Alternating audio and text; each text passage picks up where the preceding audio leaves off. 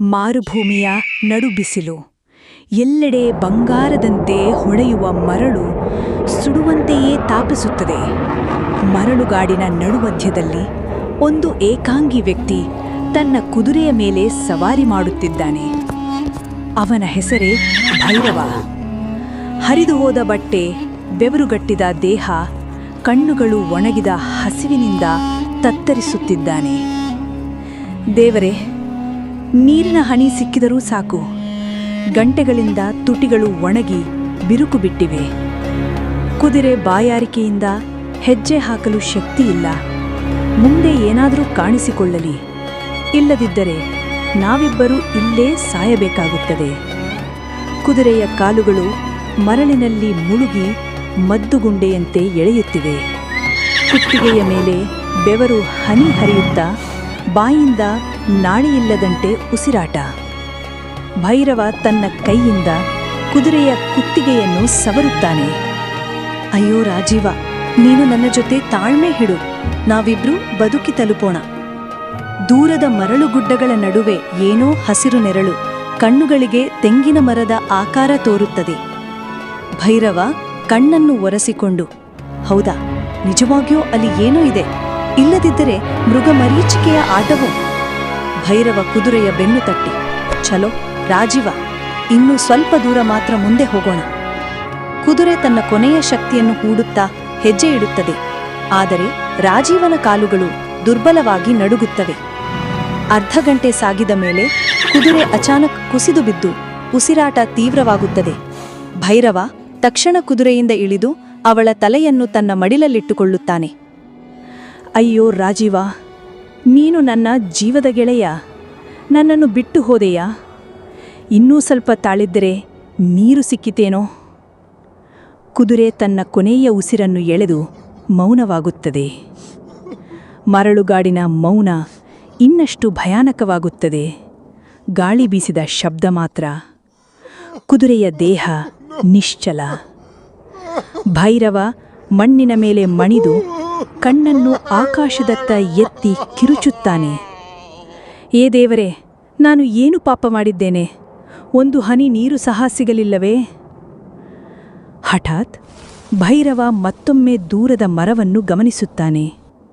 ಈ ಬಾರಿ ಅದು ಇನ್ನೂ ಸ್ಪಷ್ಟವಾಗುತ್ತದೆ. ಹೌದು, ಅದು ಒಂದು ಎತ್ತರವಾದ ತೆಂಗಿನ ಮರ. ಗಾಳಿಯಲ್ಲಿ ಎಲೆಗಳು ಅಲುಗಾಡುವಂತೆ ತೋರುತ್ತದೆ. ಭೈರವ ಕಣ್ಣನ್ನು ಒರೆಸಿಕೊಂಡು, ಹೌದಾ, ನಿಜವಾಗಿಯೂ ಅಲ್ಲೇನೋ ಇದೆ. ಇಲ್ಲದಿದ್ದರೆ ಮೃಗಮರೀಚಿಕೆಯ ಆಟವೋ? ಇದು ಮೃಗಮರೀಚಿಕೆ ಅಲ್ಲ. ಅಲ್ಲಿ ಎಳೆನೀರು ಇರಬೇಕು. ನಾನು ತಲುಪಬೇಕು. ಇಲ್ಲದಿದ್ದರೆ ನಾನು ಕೂಡ ಇಲ್ಲೇ ಕೊನೆಯ ಉಸಿರನ್ನು ಎಳೆಯುತ್ತೇನೆ. ಭೈರವ ತನ್ನ ಕುದುರೆಯ ಮೃತದೇಹವನ್ನು ನೋಡಿ ಏನೂ ಮಾಡಲಾಗದೆ ಹೃದಯ ಭಾರವಾಗಿ ಬಿಟ್ಟು ನಿಧಾನವಾಗಿ ಮರದ ಕಡೆ ನಡೆಯಲು ಶುರು ಮಾಡುತ್ತಾನೆ. ಮರಳು ಅವನ ಪಾದದ ಕೆಳಗೆ ಸುಡುತ್ತದೆ. ತುಟಿಗಳು ಬಿರುಕು ಬಿಟ್ಟಿವೆ. ಪ್ರತಿಯೊಂದು ಹೆಜ್ಜೆಯೂ ಅವನಿಗೆ ಪರ್ವತಾರೋಹಣದಷ್ಟು ಕಷ್ಟ. ನಾನು ಸತ್ತರೂ ಪರವಾಗಿಲ್ಲ, ಆದರೆ ಆ ಎಳೆನೀರು ಕುಡಿಯಬೇಕು. ನಾನು ಬದುಕಿ ತೋರಿಸಬೇಕು. ನನ್ನ ಹೋರಾಟಕ್ಕೆ ಜಯ ಸಿಗಬೇಕು. ಮರವು ಹತ್ತಿರ ಬರುತ್ತಿದೆ. ಆದರೆ ಅವನು ತಲುಪಿದಂತಾಗುತ್ತಂತೆ ಮರ ಮತ್ತೆ ದೂರ ಸರಿಯುವಂತೆ ಕಾಣಿಸುತ್ತದೆ. ಬಿಸಿಲಿನ ದಟ್ಟ ಹೊಗೆ ಅವನ ಕಣ್ಣಿಗೆ ಮಸುಗಾಗುತ್ತದೆ. ಅವನು ಅಪ್ಪಳಿಸುತ್ತಾ ಮಣ್ಣಿನ ಮೇಲೆ ಬಿದ್ದು ಪುನಃ ಎದ್ದು ಸಾಗುತ್ತಾನೆ. ಭೈರವನ ಬಾಯಿ ಸಂಪೂರ್ಣ ಒಣಗಿದೆ. ಅವನು ಬಾಯಲ್ಲಿ ಹಲ್ಲುಗಳನ್ನು ಜಾರಿಸುತ್ತಾ ತುಟಿಗಳನ್ನು ಚಪ್ಪರಿಸುತ್ತಾನೆ. ಆದರೆ ಹನಿ ತೇವವಿಲ್ಲ. ಅವನ ಕಣ್ಣುಗಳು ಕೆಂಪಾಗಿ ಹೊತ್ತಿವೆ.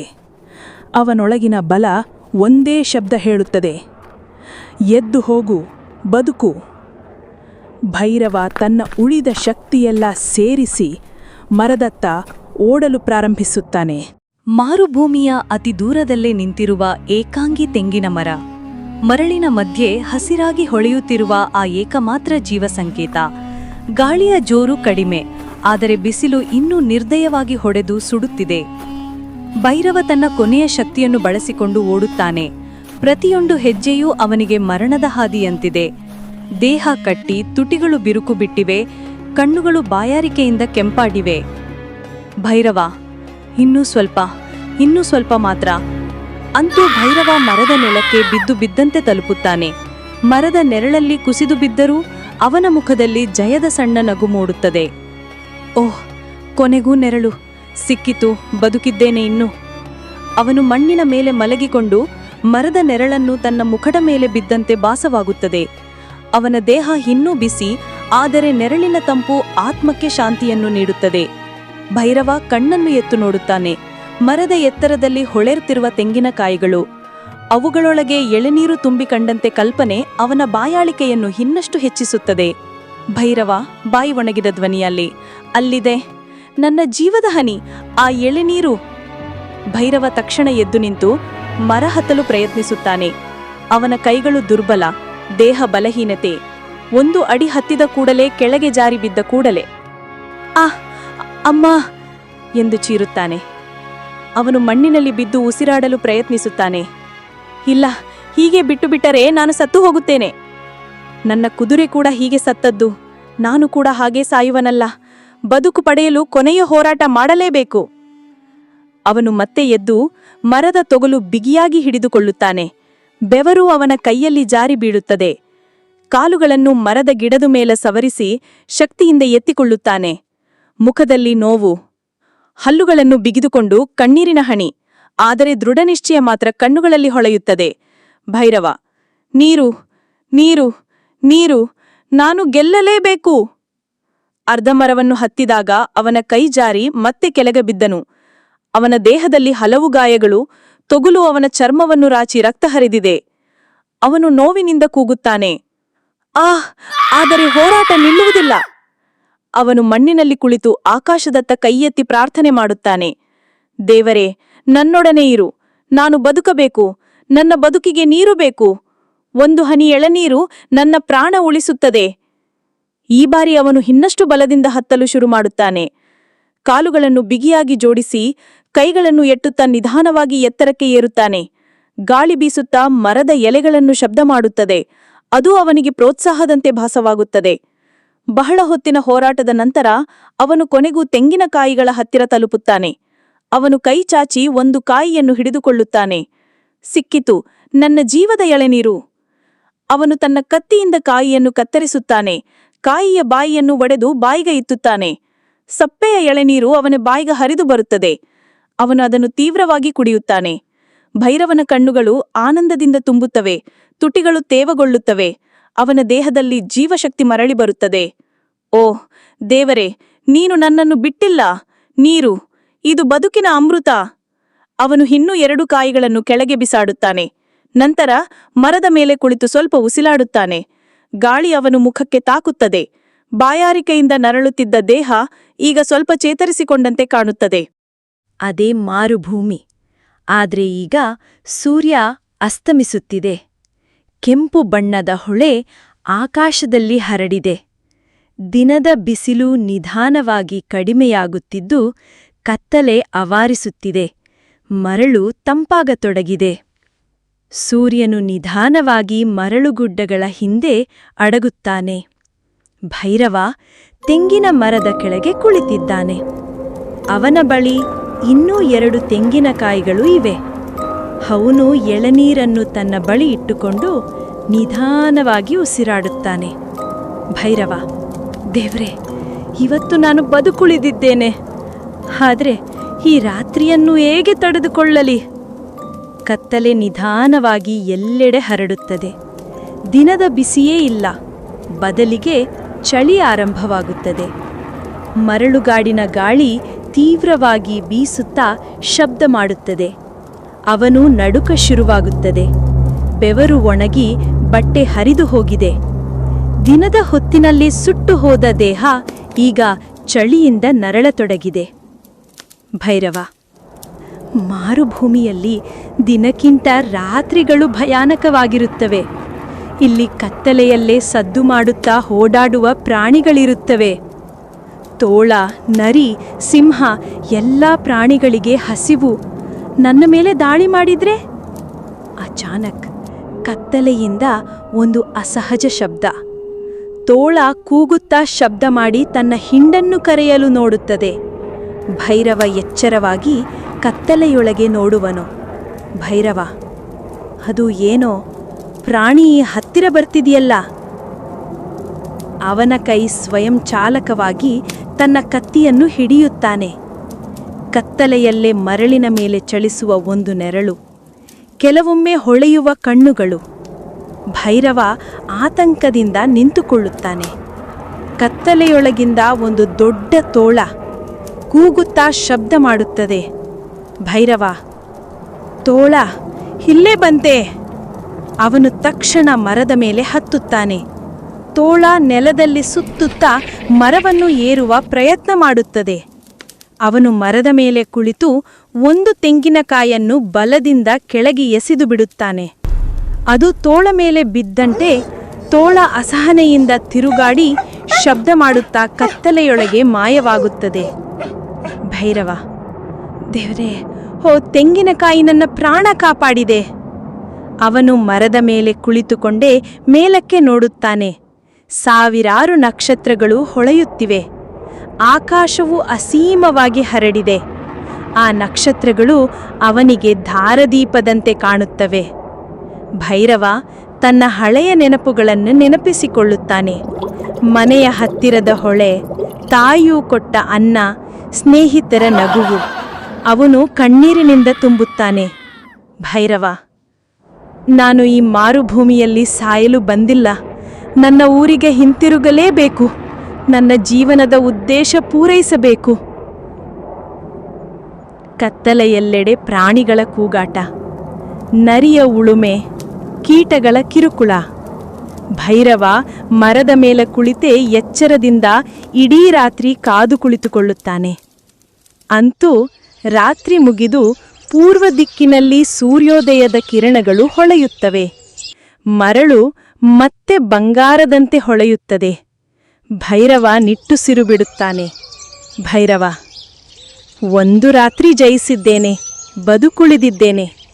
ಆದರೆ ನನ್ನ ಹಾದಿ ಇನ್ನೂ ಮುಗಿದಿಲ್ಲ. ಮಾರುಭೂಮಿ, ತೆಂಗಿನ ಮರದ ನೆರಳು ಇನ್ನೂ ಹಸುರಾಗಿಯೇ ಇದೆ. ಆದರೆ ಈಗ ಸೂರ್ಯೋದಯ. ಆಕಾಶದಲ್ಲಿ ಕೆಂಪು ಕಿತ್ತಳೆ ಬಣ್ಣದ ಬೆಳಕು ಹರಡಿದೆ. ಮರಳಿನ ಮೇಲೆ ಬೆಳಗಿನ ಹೊಳಪು. ಮರಳಿನ ಮೇಲಿನ ತಂಪಾದ ಗಾಳಿ ಬೀಸುತ್ತಿದೆ. ರಾತ್ರಿ ತಡೆದುಕೊಂಡ ಭೈರವ ಮರದ ಕೊಂಬೆಯ ಮೇಲೆ ಕುಳಿತುಕೊಂಡಿದ್ದಾನೆ. ಕಣ್ಣುಗಳ ಕೆಳಗೆ ಕತ್ತಲೆ ಗುರುತು, ಆದರೆ ಮುಖದಲ್ಲಿ ಜಯದ ಹೆಮ್ಮೆ. ಅವನು ನಿಧಾನವಾಗಿ ಕೆಳಗಿಳಿಯುತ್ತಾನೆ. ಭೈರವ, ರಾತ್ರಿ ತಾಳಿದ್ದೇನೆ. ಇಂದಿನ ದಿನವನ್ನು ಕೂಡ ಗೆಲ್ಲುತ್ತೇನೆ. ಬದುಕುವ ಇಚ್ಛೆ ಇನ್ನೂ ನನ್ನೊಳಗೆ ಉರಿಯುತ್ತಿದೆ. ಅವನು ಮರದ ಕೆಳಗೆ ಬಿದ್ದಿದ್ದ ಒಂದು ತೆಂಗಿನಕಾಯಿಯನ್ನು ಎತ್ತಿ ಕುಡಿಯುತ್ತಾನೆ. ತಂಪಾದ ಎಳನೀರು ಅವನ ಶರೀರಕ್ಕೆ ಶಕ್ತಿ ತುಂಬುತ್ತದೆ. ಭೈರವ, ಮಾರುಭೂಮಿಯ ಆಟವೇ, ನಿನ್ನಿಂದ ನನಗೆ ಭಯವಿಲ್ಲ. ನಾನು ಬದುಕಿ ನನ್ನ ಗುರಿ ತಲುಪುತ್ತೇನೆ. ಭೈರವ ಸುತ್ತಮುತ್ತ ನೋಡುವನು. ಎಲ್ಲೆಡೆ ಮರಳಿನ ಬೆಟ್ಟಗಳು. ಆದರೆ ದೂರದಲ್ಲಿ ಮರಳುಗುಡ್ಡಗಳ ನಡುವೆ ಒಂದು ಹಾದಿಯಂತಿರುವ ದಾರಿ ಕಾಣುತ್ತದೆ. ಅದು ಪಶ್ಚಿಮ ದಿಕ್ಕಿಗೆ ಹೋಗುವಂತೆ ಕಾಣುತ್ತದೆ. ಭೈರವ, ಅಲ್ಲಿ ಏನಾದರೂ ಹಳ್ಳಿ ಇರಬಹುದು, ನೀರಿನ ಬಾವಿ ಇರಬಹುದು. ತನ್ನ ಪಾದಗಳು ನೋಯುತ್ತಿದ್ದರೂ ನಾನು ಆ ದಾರಿಯಲ್ಲಿ ನಡೆಯಲೇಬೇಕು ಎಂದು ನಿರ್ಧರಿಸಿ ಅವನು ತನ್ನ ಜೊತೆ ಉಳಿಸಿಕೊಂಡಿದ್ದ ಒಂದು ತೆಂಗಿನಕಾಯಿ ಹಿಡಿದು ನಿಧಾನವಾಗಿ ಹೆಜ್ಜೆ ಹಾಕುತ್ತಾನೆ. ಮರಳಿನ ಮೇಲೆ ಅವನ ಪಾದದ ಗುರುತುಗಳು ಉದ್ದನೆಯ ಹಾದಿಯನ್ನು ಬಿಡುತ್ತವೆ. ಅವನ ದೇಹ ತಾಜಾ ಅನ್ನಿಸಿದ್ದರೂ ಸೂರ್ಯ ನಿಧಾನವಾಗಿ ಮೇಲಕ್ಕೆ ಹಾರುತ್ತಾನೆ. ಬೆಳಗಿನ ತಂಪು ಮಾಯವಾಗಿ ಮತ್ತೆ ಸುಡು ಬಿಸಿಲು ಹತ್ತಿರ ಬರುತ್ತದೆ. ಮರಳು ಬೆಚ್ಚಗೆ ಬಿಸಿ ಹೊಡೆದು ಅವನ ಪಾದಗಳನ್ನು ಸುಡುತ್ತದೆ. ನಾನು ಹೋರಾಡಿದೆ. ಇವತ್ತು ಇನ್ನೊಂದು ಹೋರಾಟ. ಬದುಕು ಎಂದರೆ ಇಂಥ ಹಾದಿಯೇ. ನಿಲ್ಲದೆ ಸಾಗಬೇಕು. ದಾರಿ ಎಷ್ಟು ಕಠಿಣವಾದರೂ ನನ್ನ ಹೃದಯ ಹಿಂತಿರುಗುವುದಿಲ್ಲ.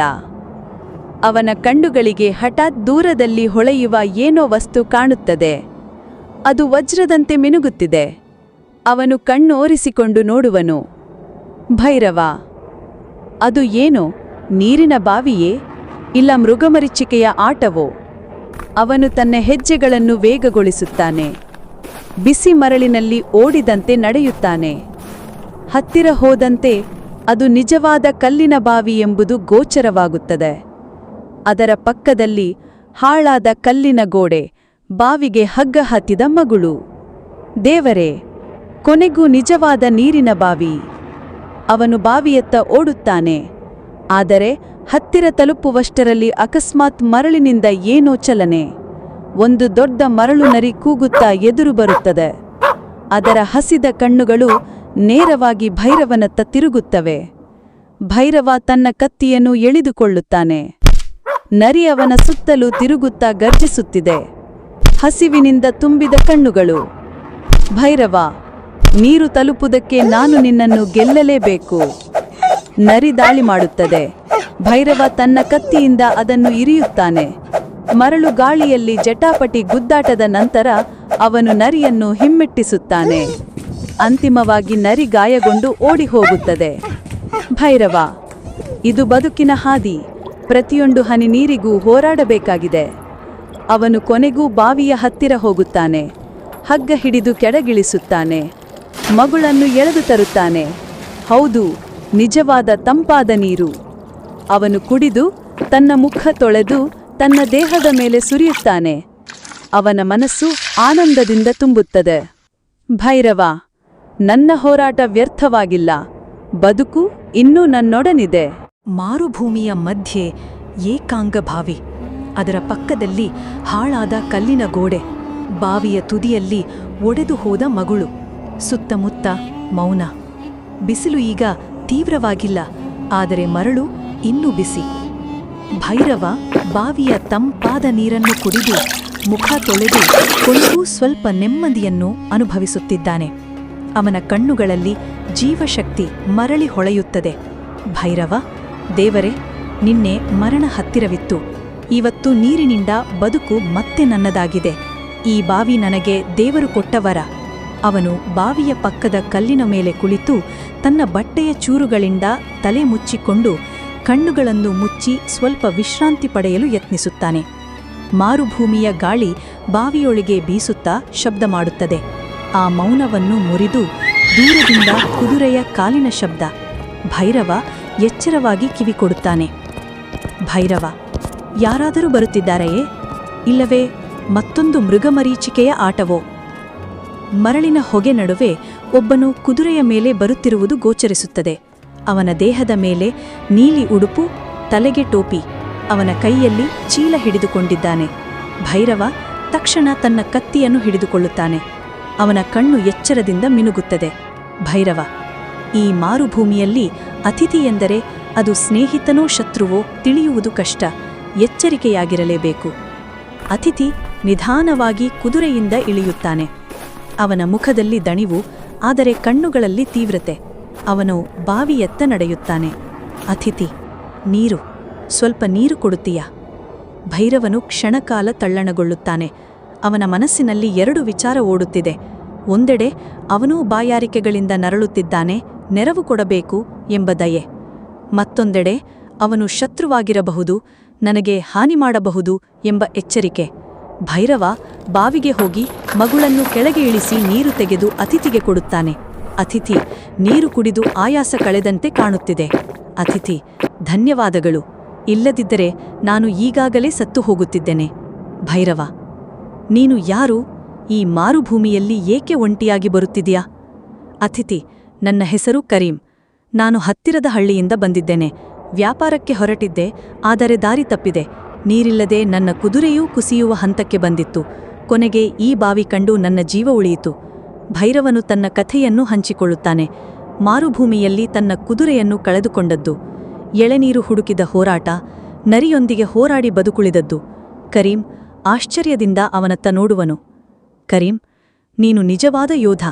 ದೇವರು ನಿನ್ನೊಡನೆ ಇದ್ದಾನೆ. ಇಷ್ಟು ಕಷ್ಟಗಳಲ್ಲಿ ಬದುಕಿ ಉಳಿದವರು ಕೆಲವೇ ಜನ. ಇಬ್ಬರು ಬಾವಿಯ ಬಳಿ ಕುಳಿತು ಮಾತನಾಡುತ್ತಾರೆ. ಭೈರವನು ತನ್ನ ತೆಂಗಿನಕಾರಿ ಕೊಡುತ್ತಾನೆ. ಕರೀಂ ತನ್ನ ಬಳಿ ಇರುವ ಒಣಹಣ್ಣುಗಳನ್ನು ಹಂಚಿಕೊಳ್ಳುತ್ತಾನೆ. ಅವರಿಬ್ಬರೂ ತಿನ್ನುತ್ತಾ ತಮ್ಮ ಬದುಕಿನ ಕನಸುಗಳನ್ನು ಹಂಚಿಕೊಳ್ಳುತ್ತಾರೆ. ಕರೀಂ ಗಂಭೀರವಾಗಿ ಹೇಳುತ್ತಾನೆ, ಕರೀಂ, ಈ ಮಾರುಭೂಮಿಯಲ್ಲಿ ನೀನು ಒಂಟಿಯಾಗಿ ಹೋಗಬೇಡ. ಮುಂದೆ ಇನ್ನೂ ಅಪಾಯಗಳಿವೆ. ಇಲ್ಲಿ ಕಳ್ಳರ ಗುಂಪು ಇದೆ. ಅವರು ಬಾವಿಗಳನ್ನು ಹಿಡಿದು ದಾರಿಯಲ್ಲಿ ಹೋಗುವರನ್ನು ದೋಚುತ್ತಾರೆ. ನಾವು ಒಂದಾಗಿ ಸಾಗಿದರೆ ಮಾತ್ರ ಸುರಕ್ಷೆ. ಭೈರವ, ನಾನು ಬದುಕಿಗಾಗಿ ಹೋರಾಡಿದ್ದೇನೆ. ಮುಂದೆ ಏನೇ ಬಂದರೂ ಹೋರಾಟವೇ ನನ್ನ ಆಯ್ಕೆ. ಆದರೆ ಒಬ್ಬನಾಗಿಯಲ್ಲ, ನಿನ್ನ ಜೊತೆ ಸಾಗಿದ್ದೇನೆ. ನಾವಿಬ್ಬರೂ ಬದುಕಿ ಗುರಿ ತಲುಪೋಣ.